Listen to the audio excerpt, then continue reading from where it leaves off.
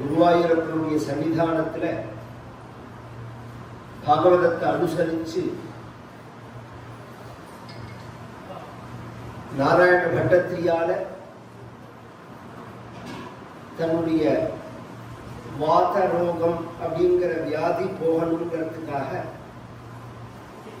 எழுதப்பட்டதான ஒரு ஸ்தோத்திரம் நாராயணீயம். தமிழ்ல நம்ம வாத ரோகம்னு சொல்லுவோம், பக்கவாதம் அப்படின்னு சொல்லுவார்.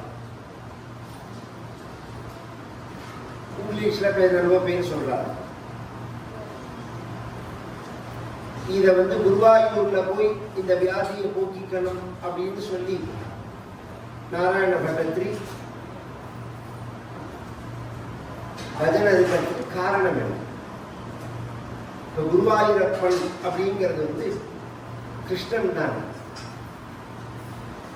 தன்வந்திரி அப்படிங்கிற மூர்த்தியா இருந்தா வியாதி போறதுக்குள்ள மூர்த்தி அப்படின்னு சொல்லி நம்ம சாஸ்திரங்கள்ல சொல்றோம். மிருத்யுஞ்சயம் அப்படின்னு சொன்னா கண்டங்களை போக்குறவர் அப்படின்னு சொல்றோம். வைத்தீஸ்வரர் கோவில்ல வைத்தியநாதர்னு இருக்கா, அந்த சுவாமி பேரே வைத்தியநாதர்னு பேர். அந்த சுவாமியை போய் பஜனை இருந்தோம்னா நம்ம வியாதிகள்லாம் போகும் அப்படின்னு நம்ம சாஸ்திரங்கள்லயும் இருக்கு, பெருமாளுடைய அனுஷ்டானங்கள்லயும் இருக்கு. 1300 வருஷம் முன்னாடி வாழ்ந்த நாவுக்கரசருங்கிற அப்பர் சுவாமிகள் தான் தன்னுடைய பாடல்ல இதை பதிவு பண்றார். பேராயிரம் பரவி வானோரேற்றும் பெம்மானை பிரிவிழா அடியார்க்கு என்றும் வாராத செல்வம் வருவிப்பானை மந்திரமும் தந்திரமும் மருந்துமாகி தீரானோய் தீர்த்தருள வல்லான் தன்னை. அந்த வைத்தீஸ்வர சுவாமி எப்படி இருக்காருன்னா அவரே மந்திரமா இருக்கார், அவரே தந்திரமா இருக்கார், அவரே மருந்துமாவும் இருக்கார். திரிபுரங்கள் தின் சிலை கை கொண்ட போரானை புள்ளிருக்கு வேலூரானை போற்றாமல் ஆற்றனால் போக்கினேனே. புள்ளிருக்கு வேலூர், புல் வேலூர். இந்த தமிழ்ங்கிற வாடிக்கு வைத்தறிச்சலா இத பிரிச்சு சொல்லணும்னா சொல்ல தெரியாது. வைத்தீஸ்வரர் கோவிலும் நம்ம பொதுவா சொல்லிட்டோம். அதோட ஒரிஜினல் தமிழ் பேர் என்ன? புள்ளிருக்கு வேலூர்னு பேரு. ஆமா, அந்த ஊரோட பேரு புள்ளிருக்கு வேலூர் அப்படின்னு. ஏன் அப்படின்னா ஏகப்பட்ட பேர் பூஜை பண்ற ஊர் அது. அதனாலதான் அந்த வைத்தியநாத அஷ்டகத்துல சொல்லும் போது யாரார் பூஜை பண்ணினாங்கிறது முதல்லயே வந்துடும். ஸ்ரீராம சௌமித்ரி ஜட்டாயு வேத ஷடானனாதித்ய குஜார்ச்சிதாய ஸ்ரீநீல கண்டாய தயாமயாய ஸ்ரீ வைத்தியநாதாய நம சிவாய. ஸ்ரீராம சௌமித்ரி, ராமர் லக்ஷ்மண், ஜட்டாயு. ஜட்டாயு பூஜை பண்ண கஷேத்திரம் அது. வேத ரிக்வேதம் பூஜை பண்ணது. அதனாலதான் ரிக்கு வேலூர்னு பேரு. புல் இருக்கு வேலூர் அப்படின்னு சொல்ற மாதிரில ரிக்வேதம் பூஜை பண்ணிருக்காங்க. வேத ஷடானன, ஷடானனா முருகன். ஆதித்ய சூரியன் பூஜை பண்ண கஷேத்திரம் பூஜை. பூஜைன்னா செவ்வாய். அதனாலதான் இன்னைக்கு அங்காரக கஷேத்திரம்னு அதை சொல்றோம். நம்ம வைத்தீஸ்வரர் கோவில்ல சொன்னா அங்காரக கஷேத்திரம், செவ்வாய்க்கு உள்ள கஷேத்திரம் சொல்றோம். இத்தனை பேர் பூஜை பண்ண கோவில்.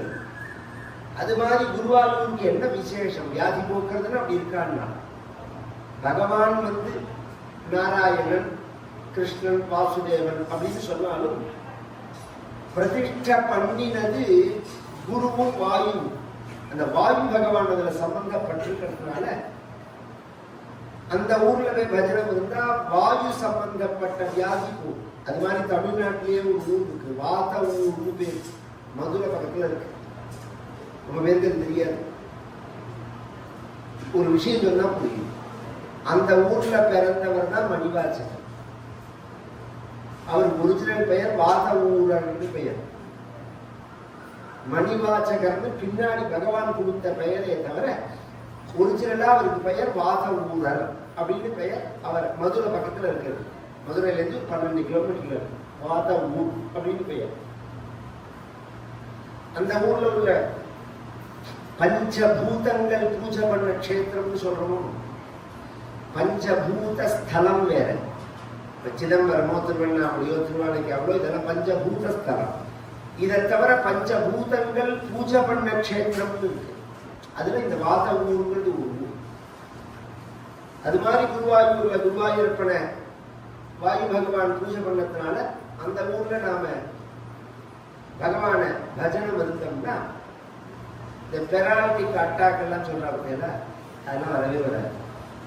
அந்த நாராயண சரஸ்ல ஒரு தடவை குளிச்சுட்டு நீங்க ரொம்ப எங்க பார்த்தாலும் யார்கிட்ட கொரோனாக்கு அப்புறம் கேட்டா உண்மை இல்லைங்கிறான். ஆனா எல்லாம் இருக்கு. இது எதனாலேன்னா அவளுக்கே புரிப்படலையா, இல்ல மருந்துகளோட சைடு எஃபெக்ட் ஒன்னா வெளியில வரதா, உண்மை புரியல. நன்னா இருக்கிறவாளுக்கெல்லாம் திடீர்னு எந்த ஒரு சைடு வியாதியுமே இல்லாதவாளுக்கெல்லாம் இது மாதிரி பெனால்டிக் அட்டாக்கோ ஸ்ட்ரோக்கோ அப்புறம் ஹார்ட் சம்பந்தப்பட்ட வியாதிகளோ அவருடைய வாழ்க்கை முறை, ஸ்ட்ரெஸ்ஸு, ஆகார பிரச்சனை இதெல்லாமும் இருக்கு. அது வேற விஷயம். அதை தாண்டி இப்ப நான் சொல்றதும் இருக்கு. அதனாலதான் நம்ம பெரியவாள் ஆச்சாரம்னு சொன்னார். அன்னைக்கு சொன்ன போது எல்லா உடம்புலையும் ஒரே ரத்தம் தானே ஓடுறது அப்படின்னா எல்லாரும் ஒண்ணுதான். உயர்வு தாழ்வு நம்ம மதம் சொல்லவே இல்லை. அதை எல்லாருமே புரிஞ்சுக்கணும். வேற்றுமையை சொல்லிருக்கு, உயர்வு தாழ்வு பத்தி பேசல. நீ வேற்றுமையே இல்லைன்னா முட்டாள். மலை வாழைப்பழமும் ஒண்ணு இருக்கு, கஸ்தாரி வாழைப்பழமும் ஒண்ணு இருக்கு. ரெண்டும் ஒண்ணுதான் எப்படி சொல்ல முடியும்? சைஸ்ல, கலர்ல, டேஸ்ட்ல இத்தனை வித்தியாசம் இருக்கு. இதுல மலை வாழைப்பழம் சக்தி, கஸ்தாரி வாழைப்பழம் மட்டும்னு சொன்னாதான் தப்பு. அது மாதிரி பல வேற்றுமைகள் அந்தந்த பிரதேசங்களை அனுசரிச்சு நம்ம உடம்பே டியூன் ஆகிறது. அது மாதிரி சுபாவத்தினாலையும் செயலாலையும் குணம்ங்கிறது வருது. நாம பண்ணக்கூடிய காரியங்களாக. அப்ப அந்த சுபாவத்தை நாம் அடையும் போது அந்த தன்மை அப்படிங்கிறத சாஸ்திரம் சொல்லலாம். அதை வச்சு ஜாதியை சொல்றோம்னு நம்ம ரொம்ப ஈஸியா தெரியாத வாழ்க்கை தான் இதெல்லாம் சொல்லணும். தெரிஞ்சே பொய் சொல்ற வாழ்க்கை இல்லை. நம்ம சமூகத்துல பண்டைய நூல்கள்ல ஜாதியை பிரிக்கும் போது first grade, second grade, third கிரேடுன்னு பிரிச்சுதான் தொழிலை சொல்லி பிரிச்சுதான். தொழிலை சொல்லிதான் பிரிச்சோம். பறையர் அப்படின்னு சொன்னா மற்றம்னு அர்த்தம் கிடையாது, பறை சாற்றுபவர்னு அர்த்தம். பல்லர் அப்படின்னு சொன்னா பல்லு பாடுபவர்கள்னு அர்த்தம்.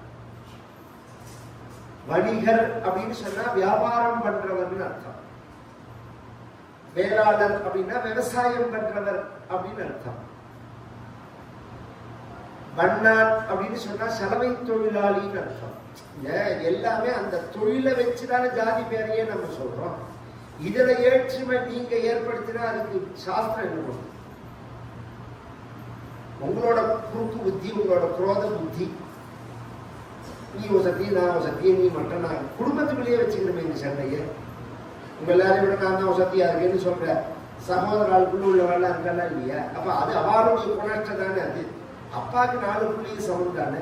அது மாதிரி தெய்வத்துக்கு எல்லாரும் சமம் தான். அவளை சமம்னு காமிக்கிறதுக்கு தானே நம்ம கோவில்ல சமமா வச்சு பூஜை பண்ணுவோம். 63 நாயன்மார்கள்ல 12 பேர் தான் நீங்க சொல்ற பிராமணங்கிறவன். மிச்சம் அத்தனை பேரும் கவர்மெண்ட் கெஜெட்ல எத்தனை உண்டோ அத்தனை ஜாதியும் இருக்கு. அங்கே ஜாதி பார்த்தா நம்ம பூஜை பண்றோம். இதெல்லாம் பின்னாடி வந்தவர்களுடைய ஒரு சிறிய புத்தியினால இந்த சண்டைகள்லாம் வந்துருக்கு. அதுவும் வேணும்னு சில பேர் உள்ள போட்டு கலப்பியும் விட்டாங்க. அதுக்குன்னே ஒரு டீம் ஒர்க் பண்றதுன்னு வச்சுக்கோம். இன்னி அளவு ஒர்க் பண்ணணும். நாம தான் புரிஞ்சுக்கணும். அவர்களுக்கும் தனி அப்படிங்கிறது. இங்க வாதமூர் அப்படிங்கிறது குருவாயூரப்பன் அப்படிங்கிறவன் வியாதிகளை போக்கக்கூடியவன். அதுவும் பிரத்யேகமா வாத ரோகத்தை போக்கக்கூடியவன். வட்டத்திற்கு வந்தது வாத ரோகம் தான். அதுக்குதான் அவரங்க வஜனம் இருந்தது. இவர் ஸ்தோத்திரம் பண்ணும்போது வாத ரோகம்னு சில இடத்துல குறிப்பிட்டு சொன்னாலும் மொத்தமா ரோகத்தை அதையும் காட்டிலும் ஆர்த்திங்கிறார், தன்னுடைய மனோவியாதியை கொடுத்துறார். அதனால இது என்ன ஆயிடுச்சுன்னா பிரசித்தி ஆயிடுச்சு. எந்த அளவுல அப்படின்னா ஆபத்து, ஆர்த்தி, ஆமயம் அப்படின்னு எல்லாமே அகாரம் தான். ஆபத் அப்படின்னா நாம நினைக்காம வளர்க்கிற திடுதிப்புன்னு வர கஷ்டம். ஆர்த்தி அப்படின்னா மனோவியாதி, இன்னும் 2 மாசம் கழிச்சு இந்த பிரச்சனை வரப்போறது, இதை எப்படி சமாளிக்க போறோம்னு தெரியலையே அப்படின்னு நினைச்சு நினைச்சு நினைச்சு அப்படியே ஊகுறோம். அதுக்கு ஆர்த்தின்னு பேரு. ஆமயம்னா சரீர சம்பந்தப்பட்ட வியாதி. இது எல்லாருமே போக்கக்கூடியதான தெய்வமா குருவாயூரப்பன் பிரகாசிக்கிறதுக்கு காரணம் இவருடைய ஸ்தோத்திரம். பாகவதத்தை அனுசரிச்சு இவர் பண்ணி வரும்போது நிர்குணமான வஸ்துவே சகுணமா இருக்கு. நிர்குணத்துக்கும் சகுணத்துக்கும் பேதம் கிடையாது, சொரூபத்துல பேதம் கிடையாது. ரூபமும் கூட தற்காலிகமானது. அதனாலதான் ஆச்சாரியால் ஜெகன் மித்யான்னு சொன்ன போது வியாபகாரிக சத்தியமா அங்கீகாரம் பண்றார். பிரபஞ்சம் பாரமார்த்திக சத்தியம், வியாபகாரிக சத்தியம் 2ஆ பிரிச்சுட்டார். திரிகாலத்திலையும் சத்தியமா இருக்கிறது வேற, தற்காலத்துல சத்தியமா இருக்கிறது வேற. இப்ப இந்த மோதிரம் இருக்கு, மோதிரம்னு இதை சொல்றோம், இத சங்கிலின்னு சொல்றோம். இந்த வேற்றுமை இருக்கு வடிவத்தினால. இது ஒரு சத்தியம். இது மோதிரமா இருந்தாலும் சங்கிலியா இருந்தாலும் தங்கமா இருக்கிறதுன்றது ஒரு சத்தியம். இந்த 2 சத்தியத்துல எது ஒரிஜினல் சத்தியம், எது தற்காலிக சத்தியம்? தங்கமா இருக்கிறது தான் ஒரிஜினல் சத்தியம். மோதிரம் தங்கமாகும், மோதிரம் சங்கிலியாகும், சங்கிலி மோதிரம் ஆயிடும். கவனிச்சு கேட்கணும். ஆனா தங்கம் தங்கமா தான் இருக்கு. அது மாதிரி பிரம்மம் பிரம்மமாவே இருக்கு. பல நாம ரூபங்களால நாம பேதிச்சு உபாசிக்கிறோம், அல்லது மனோ விவகாரங்களால அப்படி தெரியறது அப்படின்னாலும் மனோநாசம் ஏற்பட்டா சர்வத்திர சமமாயிடும். மனசுதான் இதுக்கு காரணம். மேல கபிலோபதேசத்தையும் சொல்ல போறாங்க. இந்த சகுண வஸ்து அப்படிங்கிறத வச்சுதான் நிர்குணத்தை நாம குடிக்க முடியும்.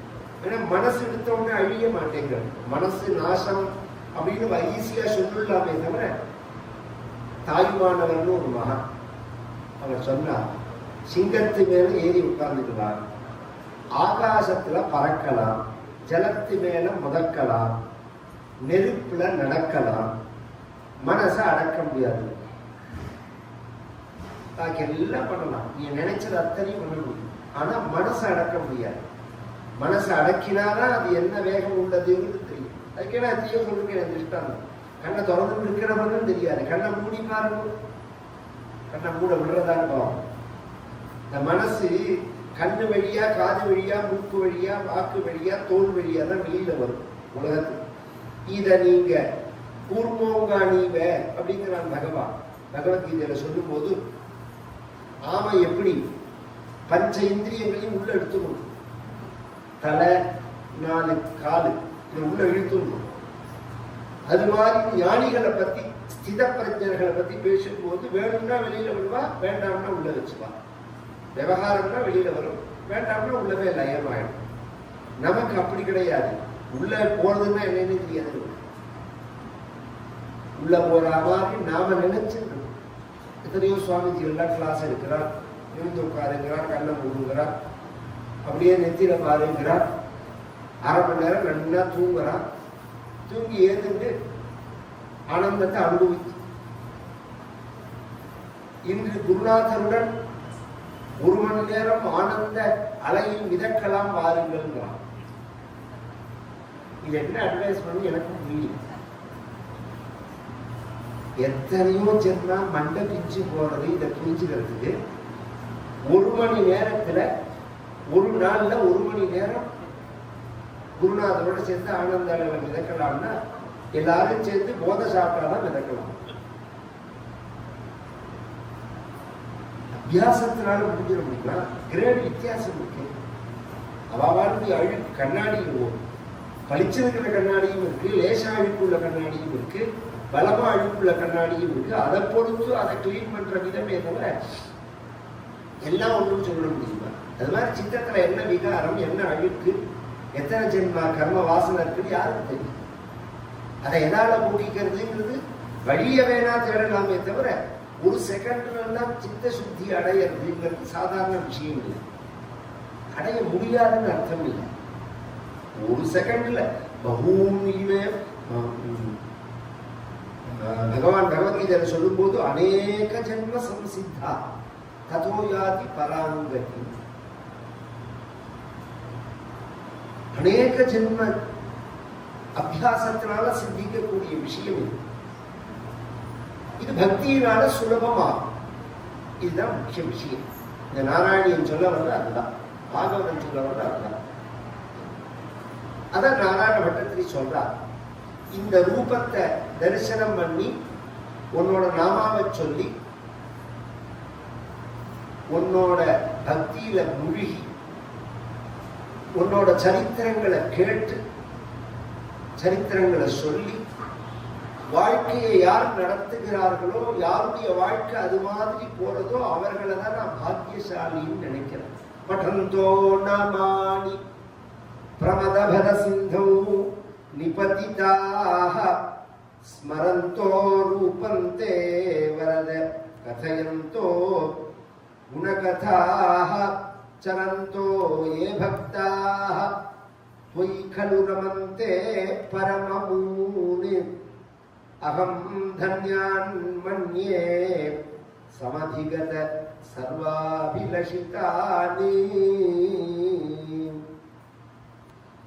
पठन्तो नामानि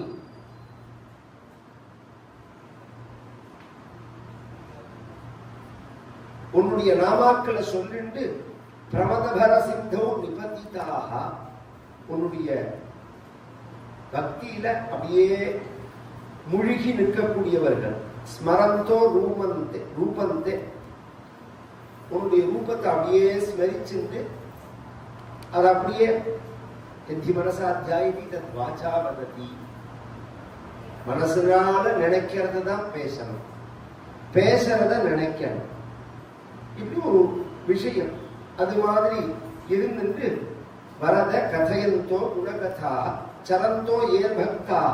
இது மாதிரி யார்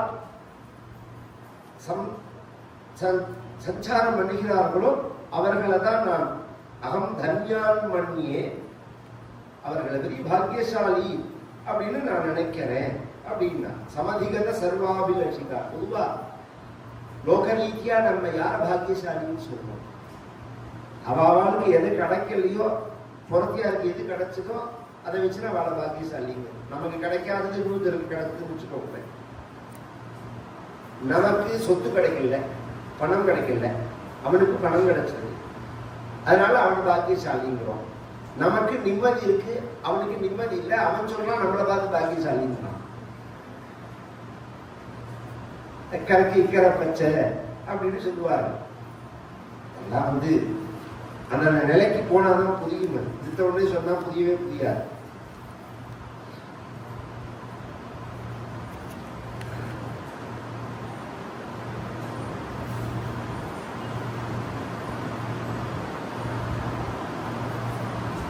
இந்த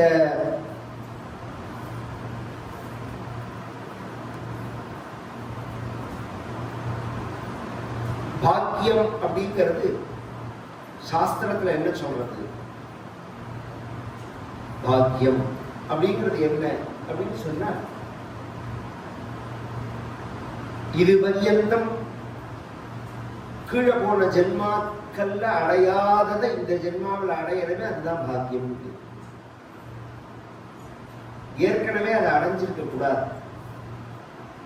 நாய் நெறி பண்ணி எத்தனையோ ஜென்மாவை எடுத்துக்க முடியல, அதுல அதை அடைஞ்சிருக்க கூடாது. புதுசா இந்த ஜென்மாவில் அதை ஆடாகணும் நமக்கு. அதுதான் பாக்கியம் அப்படின்னு பேரு. உண்மையா பாக்கியம் அப்படிங்கிறது ஒவ்வொருத்தருடைய அபிப்பிராயம் ஒரு மாதிரி. காளிதாசன் சாகுதத்துல சொல்லும் போது, குழந்தை இல்லாதவாளுக்கு குழந்தை பிறந்து அந்த குழந்தைய ஸ்பரிசிக்கிற அர்த்தம், அவதான் பாக்கியசாலி அப்படின்னு ஒரு ஸ்லோகத்துல சொல்றான். ஏன்னா காளிதாசனுக்கு குழந்தை கிடையாது. அதனால ஆலக்ஷ தந்த முகுலை அனிமித்த ஆசை அவ்வக்த வர்ண ரமணீய வச்ச பிரவருத்தி தன்யாஸ்ததங்கரதசா மல்லிபவந்தி அப்படின்னு முடியும். ஆனா இந்த பட்டத்தை அப்படி சொல்லல. இது மாதிரி வாழ்க்கை யாருக்கு போறது? உன்னை ஸ்மரிச்சிருந்து உன்னை தியானம் அந்த திருக்கரணம் சேரணும். இன்னைக்கு காத்தால பெரியவா தரிசனம் திருப்பதியில். பெரியவா சாதுர்மாசிய டயத்தில் அவசியம் குருநாதரை தரிசனம் பண்ணணும். எல்லாருமே தெரிஞ்சுக்கணும். சாதுர்மாசியத்தை செய்யும் போதே அவ நம்ம கிட்ட சொல்லிட்டு தான் சாதுர்மாசியத்தை செய்யறா. சாஸ்திரம் சாதுர்மாசியம்னா என்னன்னா வருஷா காலத்துக்கு சாதுர்மாசியம் பேரு. 4 மாசம் அப்படின்னு சொல்றோம். 4 பட்சத்தை 4 மாசமா எடுக்கிறது. பொதுவா 4 மாசம்னு எடுத்துக்கலாம். ஆடி, ஆவணி, புரட்டாசி, ஐப்பசி அப்படிங்கிற 4 மாசமாவும் எடுத்துக்கலாம். இது அமாவாசைக்கு அப்புறம் வரும். 2 வகையா இருக்கு கணக்கு. சாந்திரமானம் சௌரமானங்கள் வரும்போது ஆடி அமாவாசைக்கு அப்புறம் வருது அப்படின்னு எடுத்துக்கலாம். இல்ல பௌர்ணமிக்கு அப்புறம் அப்படின்னு எடுத்துக்கலாம். எப்படி அதெல்லாம் அந்த கணக்கு எல்லாம் வேற விஷயம். நான் எல்லாரும் இது கரெக்டா அது கரெக்டானா எல்லாமே கரெக்டு தான். 365 நாள் ஆயிடுத்து அப்படின்னு கௌரவர்கள் சொன்னால் 365 நாள் ஆகலன்னா பாண்டவர்கள் அஜ்ஞாதவாசத்துல மறைஞ்சிருக்கிற நாள்ல எது உண்மைன்னா 2 பேர் உண்மை. அவன் சொல்றது ஒரு கணக்கு, இவன் சொல்றது ஒரு கணக்கு. இவ சூரியனோட நகர்வை வச்சுன்னு சொல்றா, அவ சந்திரனோட நகர்வை வச்சுன்னு சொல்றா. எதை போய் நீங்க எப்படி சொல்ல முடியும்? உண்மையாவே போய் இங்கிலீஷ் காலங்கள் தான். ஒரு மண்ணாங்கட்டி கணக்கு கிடையாது. நம்ம பஞ்சாங்கங்கள்ல நொடிய நகர்வை வச்சு நாளை கணக்கு பண்றது ஆச்சரியமா. இந்த பகல் ராத்திரி இது எப்ப கூடுறது எப்ப குறையறது, இது எவ்வளவு திதி எவ்வளவு வருது, நட்சத்திரத்தோட அளவு எவ்வளவு இருக்கு, 60 நாழி அப்படின்னு பேரே தவிர எல்லா நாளும் திதியும் 60 நாழி இருக்காது, நட்சத்திரமும் 60 நாழி இருக்காது, வித்தியாசப்படும். இதெல்லாம் கனெக்ட் பண்ணணும். நம்ம இதை வச்சிருந்தா பூமியில இருக்கும். பூமியோட சுழற்சி உங்களுக்கு புதியமான சொல்லணும்னா சுழற்சியை வச்சிருந்தா நீங்க கனெக்ட் பண்றீங்க. பூமியை தாண்டி மேல போயிட்டு நாளை எப்படி கனெக்ட் பண்ணுவீங்க? எத்தனை நாள்ல எப்படி கனெக்ட் பண்ணுவீங்க? ஒரு நாளைக்கு நாங்க 14 தடவை சூரிய உதயம் அஸ்தமனத்தை பார்த்தோம்னு அந்த மேல இருந்துட்டு வந்தா வருவோம். அந்த விண்வெளி நிலையத்தில் இருந்துட்டு வந்தவா அவ சொல்றா. அப்ப 14 நாள் ஒரு நாளைக்கு அவ கணக்குல சொல்லுவேன். அதனால நம்ம மகர்ஷிகள் ஞானிகள்லாம் சொன்ன மகர்ஷிகள்லாம் சொன்ன கால்குலேஷன் அசாத்தியமான ஒளியாண்டெல்லாம் சொல்றாங்க. இதெல்லாம் கனெக்ட் பண்ணி தான் அவ நட்சத்திரத்தோட சஞ்சாரங்களே நட்சத்திரத்தை சொல்லியிருக்காங்க. அவ இதுல 100 சுவாரஸ்யம் சொல்றேன்னா 27 நட்சத்திரம் தான் கிடையாது, கோடிக்கணக்கான நட்சத்திரம் இருக்கு. 27 நட்சத்திரத்தை ஏன் நாம் எடுத்துட்டோம்னா நம்ம கேலக்சிக்கு வெளியில உள்ளதுதான் நட்சத்திரம். இந்த கேலக்சி சுத்தி வர பாதையில உள்ளது 27 நட்சத்திரம். இதுல 28வது நட்சத்திரமும் இருக்கு. அபிஜின்னாம நட்சத்திரம் உபரிஷ்டாத ஷாடானாம் அகஸ்தா அச்ரோனாயி அப்படின்னு அது இப்ப விலகி போயிடுது. அதனால 27 ஆயிடுது. 28 நட்சத்திரம்னு வேதம் சொல்றது. இதெல்லாம் எவ்வளவு பெரிய விஷயங்கள். இதெல்லாம் இதை கண்டுபிடிக்கணும்னு நாம் நினைக்கணுமா? மூடத்தனம், முட்டாள்தனம், வேதம்ங்கிறது போய் யாருக்குடா நஷ்டம்? யாருக்கு நஷ்டம்? அறிவை பொய்ன்னு சொன்னா யாருக்கு நஷ்டம்? வெளிக்கநாட்டுக்காரன் கொண்டு போறான் கொள்ள கொள்ளையா. இதெல்லாம் கொண்டு போய் எண்ணேன்னு மண்டையை உடைச்சுக்கிறான் ரிசர்ச். ஒரு வார்த்தையில சொல்லிட்டு போயிட்டாரு, இந்தியர்களுக்கு கொடுக்காதீங்க வேலைன்னு ட்ரம்ப். இந்தியர்கள் இல்லைன்னா அமெரிக்கா நகராது. 50% நாசாலேயே இந்தியர்கள் தான். நாம சொல்ல வர விஷயம் என்னன்னா, நீங்க உலகம் முழுக்க சுத்தினாலும் மூளைங்கதான் இருக்கு. புத்திசாலித்தனம் வேற. புத்திசாலித்தனம் கிரிமினலா எவ்வளவு பேர் இருக்கலாம். ஒரு விஷயத்தை நாம் ஆராய்ச்சி பண்ணும் போது அது ஸ்புரணமாகணும். பார்த்தீங்களா, அது நமக்கு ஜெனட்டிக்கா இருக்கணும். அது ஏற்கனவே நமக்கு அது அனுபவமான விஷயமா இருக்கணும். நம்ம மகரிஷிகளுடைய ஜீன்ல அது இருக்கிறதுனால அது அனுபவமா இருக்கு. இப்ப எல்லாம் ரிசர்ச் அதை நோக்கி போயிட்டு இருக்காவா, எல்லாருடைய ஜெனட்டிக் டிஎன்ஏல இருக்கு, அதை எப்படி தூண்டி விடலாம் அப்படிலாம் பார்த்துட்டு இருக்கான்னு வச்சுக்கோங்க. அது வேற விஷயம். இதைத்தானே நாம சொல்றோம். அது இருக்கிறதுனால அதை நோக்கி நாம போக்கஸ் பண்ணா நமக்கு அது பிரகாசமாகும் அப்படின்னு சொல்றோம். அதை அப்படி புரிஞ்சுக்காதபடிக்கு இது ஜாதியை கொண்டு வந்து நாசம் பண்ணி ரிசர்ச்சை கெடுத்து ஆராய்ச்சியை கெடுத்து உயர்வை கெடுத்து அறிவால உயர்றதுதான் உயர்வே. முதல்ல அதை புரிஞ்சுக்கணும். பாக்கி எந்த வகையில நீங்க உயர்ந்தாலும் உயர்வே கிடையாது. உயரத்தினால உயர்ந்தாலும், வெயிட்னால உயர்ந்தாலும், பதவியினால உயர்ந்தாலும், பணத்தினால உயர்ந்தாலும், 10 பரோட்டா சாப்பிடுவேன்னு சொன்னதுனாலயும் நீங்க உயர்வு கிடையாது. அறிவால உயர்வு. அறிவினால உயர்ந்தாதான் உயர்வு. அதனாலதான் அறிவை ரட்சிக்கணுங்கிறது வேதம். சுதம்மே கோபாயா அப்படின்னு ஒரு பதம் வேதத்துல. எச்சந்தசாமஷபோ விஸ்வரூபா சந்தோபியோத்யமிருதாத் சம்பபூவா சமேந்திரோ மேதையா ஸ்பிருணோது அமிர்தஸ்ய ஆவஹந்தி ஹோமம்னு பேரு. நீங்க நிறைய பண்றது எங்க பார்த்தாலும் நவகிர ஹோமம் நடக்கிறதே தவிர இதெல்லாம் பண்ணுவா சம்பிரதாயமா நல்ல நாள்னாலே.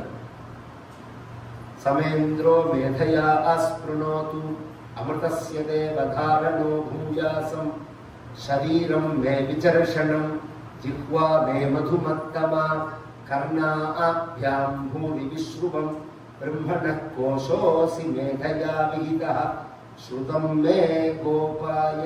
இந்த 9 வாக்கியத்துக்கு நான் அர்த்தம் சொன்னா பாக்கி 6 நாள் சரியா பண்ணும். அவ்வளோ விஷயம், ரிசர்ச்சான விஷயம். அந்த பூஜை பண்ணும்போது காத்தால ஆச்சாரியால அந்த சப்ஜெக்டுக்கு வரேன். அந்த திருக்காரணம் அந்த ஒண்ணு சேர்ற அதுதான் ஆச்சாரியால பார்த்து ஒம்படிக்க கூடாது, அந்த பக்கம் இந்த பக்கம் திரும்பக்கூடாது. இந்த மனசு வாக்கு சரீரம் இந்த 3 ஒன்னாயி எப்படி பூஜை பண்றார் இதைதான் பார்க்கணும். இந்த 3 ஒன்னாயி எப்படி பூஜை பண்றார் அப்படிங்கிறது. நம்ம பெரியவா அதிஷ்டானத்துக்கு வந்திருக்காளே சத்ய சந்திரசேகரேந்திர சரஸ்வதி சுவாமிகள், அவளை பூஜை பண்ண சொல்லிட்டு பக்கத்துல கவனிக்கிறார் பெரியவா.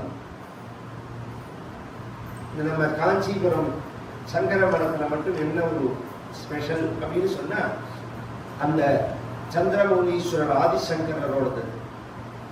அவர் கொடுத்த அந்த சந்திரமௌலீஸ்வரரை இன்னை பரியந்தம் ஆச்சாரியால தவிர இன்னொருத்தர் பூஜை பண்ணதே கிடையாது. ஆச்சாரியால தவிர இன்னொருத்தர் தொட முடியாது. அந்த பீഠத்துல வந்தவாதான் தொடலாம் அப்படிங்கிறது இங்க உள்ள நியமம். நம்ம இந்த காஞ்சிபுரம் மடத்துல உள்ள நியமம். அது ஆச்சரியமா ஒரு தெய்வ சங்கல்பத்துக்காக ஒரு பிரேக்காரா மாதிரி ஆச்சு ஒரு நாளைக்கு. அதையும் கரெக்ட் பண்ணி நடந்தது அந்த பூஜை. ராத்திரி வந்து சந்திரமௌலீஸ்வரரோட மகிமை என்னங்கிறது அந்த ஹிஸ்டரி தெரிஞ்சவாளுக்குலாம் தெரியும். அதனால ஆச்சரியமான ஒரு பூஜை. அந்த திருக்கரணமும் ஒன்று சேரணும். பூஜையில சேரலாம், ஜபத்துல சேரலாம், பஜனையில சேரலாம். இன்னைக்கு சாயங்காலம் குழந்தைகள்லாம் நான் வரேன்னு சொல்லிட்டு தான் வர முடியல. பாரதிய வித்யாபவன்ல குழந்தைகள்லாம் பஜனை பண்ணினா நாம சங்கீர்த்தனம் நடந்தது. வாசுமாமா சொன்னார், நான் வந்து சொல்றேன் குழந்தைகள் எனக்கு எங்க போனாலுமே என்னோட இதை எடுத்து பார்த்தேன்னா ரூரல் ஏரியா கதை சொல்லணும்னு ஆசைப்படுவேன். யாருக்கு கதை போய் கிடைக்கலையோ அவருக்கு சொல்லணும். திரும்பி திரும்பி மெட்ராஸ்ல பார்த்த முடியலன்னு பார்த்துட்டு இருக்கேன். இப்போ வந்தவாசியில எதாவது கதை சொல்றாளா என்ன கேள்வி அதுதான். வந்தவாசியில போய் எதாவது கதை சொல்றான், உத்தரவேரூர்ல போய் எதாவது கதை சொல்றான், அந்த ஜனங்களுக்கு யார் கதை சொல்லணும்? இப்படி தேடிதான் நான் போறது. 2 நாள் 3 நாள் அப்படின்னு. அதோட மட்டும் இல்லை, எங்கெங்கெல்லாம் குழந்தைகளுக்கோ அவர்களை தேடிட்டு போறது. அங்கேயே சொல்லுவேன், யாராவது குழந்தைகள் ஆக்ஷன் வந்தாங்கன்னா வரலாம் அப்படின்னு. அந்த குழந்தைகளுக்காக உபன்யாசம் பண்றது, நல்ல குணங்களை அடிப்படையாக கொண்ட சரித்திரங்களை. நல்லவனா இருக்கணுங்கிறது ஃபர்ஸ்ட். அதுக்கு மேலதான் உங்களோட தகுதி எல்லாமே. நீங்க வக்கீலுக்கு படிக்கிறீங்களா, நீங்க ஆடிட்டருக்கு படிக்கிறீங்களா, நீங்க டாக்டருக்கு படிக்கிறீங்களா, இன்ஜினியரிங் படிக்கிறீங்களா, எல்லாமே மேல நான் சொன்னதுக்கு அப்புறம் தான். நல்லவனா இருக்கிறதுக்கு அப்புறம் தான். நீ நல்லவனா இல்லைன்னா நீ மேல என்ன படிச்சாலும் அந்த படிப்பு வேஸ்ட். அழுக்கு பாத்திரத்துல ஊத்தின பால் மாதிரி இருக்கும். பாத்திரம் சுத்தமா இல்லைன்னா அந்த பாத்திரத்துக்குள்ள சுத்தமான பால் ஊத்தினாலும் அந்த பாலை கெட்டுதானே போகும். அப்படிதானே இன்னைக்கு ஆயிடுச்சு. இன்னைக்கு அப்படித்தானே ஆயிடுச்சு. நம்ம அதனாலதான் நம்மளுடைய பிராச்சீன நூல்கள்லாம் எதை போதிக்கிறதுன்னா ஒழுக்கம் உயிரினும் ஓம்பப்படும். அந்த ஒழுக்கம்ங்கிறது நல்ல இன்னைக்குமே நம்ம பெரிய இன்னி பிறந்த ஒரு ஆச்சரியம் என்னன்னா, இந்த குழந்தைய பெற்ற அப்பா அம்மா இருக்காங்கல்ல, அவ தெரிஞ்சு செய்யறாளா தெரியாம செய்யறாளா தெரியல. சின்ன குழந்தையா இருக்கிறது அவ என்ன பிரார்த்திப்பான்னா 2 பிரார்த்தனை தான் பிரார்த்திச்சுப்பாங்க. இவன் டாக்டரா வரணும், இவன் இன்ஜினியர், அதெல்லாம் பார்த்தா அதுக்கப்புறம் அந்த குழப்பங்கள்லாம் வரும். ஆரம்ப காலத்துல அவ வேண்டிக்கிறது என்னன்னா, இவன் நோவு நொடி இல்லாம இருக்கணும், நல்லவனா இருக்கணும். இந்த குழந்தை நல்லவனா இருக்கணும் அப்படின்னு சொல்லி ஆசீர்வாதம் பண்ணுவோம் அப்படின்னு தான் வேண்டிப்பான். ஏன்னா அதுதான் ரொம்ப முக்கியம். நல்லவனா இருந்தாதான் சமூகத்துல நிம்மதி இருக்கு. கெட்டவனா இருந்தா சமூகம் நாசமாயிடும். ஒரு கெட்டவன் இருந்தா சுத்தி இருக்கிறவங்களுக்கு நிம்மதி போயிடும். ஒரு நல்லவன் இருந்தா சுத்தி இருக்கிறவங்களுக்கு நிம்மதியா இருக்கலாம். ஒரு நல்லவனை பெற்றான் தசரதன், புற்பா முதலா புள்ளி எறும்பாதி ஒன்றின்றியே நற்பால் அயோத்தியில் வாழும் சராச்சரம் எல்லாம் நற்பாலுக்கு உயிர்த்தனன் நான்முகன் பெற்ற நாட்டுடே அப்படின்னு எல்லாரையும் பகவான் வைகுண்டத்துக்கு அழிச்சுட்டு போனான். ஒரு அயோக்கியனை பெற்றான் திருதராஷ்டிரன், லட்சக்கணக்கான பேரை காவு வாங்கிட்டான். துரியோதனங்கிற ஒத்தனோட பிடிவாதத்தினால வந்த சண்டை, ஒத்தனோட பிடிவாதம். வேண்டாண்டா துரியோதனா, 5 தேசம் கொடுக்கலன்னா 5 நகரங்கள், 5 கிராமம், 5 வீடு, இந்த அளவுக்கு இறங்கி பேசினார் பகவான். 5 ஊசி குத்தர அளவு பூமி கூட தர மாட்டேங்கிறான் அப்படியே சொல்ற. அப்புறம் சண்டை வந்தது. சொத்து அப்படியே கேட்கல பஞ்சபாண்டவர்கள். நீ இப்ப மிச்சம் வச்ச காலமா வருகிறதுக்கு ஒரு இடம், இதுதான் அவ கேட்டது. தரமாட்டேன்னு சொன்னதுனால சண்டை வந்தது. ஒரு கெட்டவனை பெற்றா எத்தனை பேர் மகாபாரத யுத்தம், உலகத்திலேயே பெரிய போர் மகாபாரத யுத்தம் தான். உங்க கால்குலேஷன்ல நான் சொன்னேன்னா நோட்டை வச்சுட்டு எழுதினேன்னா ஒரு அட்ச ஊனி அப்படிங்கிறதுக்கு நான் கணக்கு சொன்னேன்னா மண்ட குழம்பு உங்களுக்கு. எத்தனை தேர், எத்தனை யானை, எத்தனை காலாட்படை அப்படிங்கிறத கணக்கு சொன்னோம்னா குதிரை, இந்த 4 இருக்கு. சதுரங்க சைன்யம்னு பேரு. தேர், யானை, குதிரை, காலாட்படை, இந்த 4க்கு சதுரங்கம்னு பேரு. இத சொன்னோம்னா தலை சுத்தும். கோடிக்கணக்கான பேர் செத்தது மகாபாரத யுத்தத்துலதான். அவன் ஒத்தனோட பிடிவாதம் தானே. அதனால நல்லவனா இருக்கணும் அப்படிங்கிறது தான் முக்கியம். நல்ல நல்ல குழந்தைகளை நாம் அடையணும் அப்படின்னு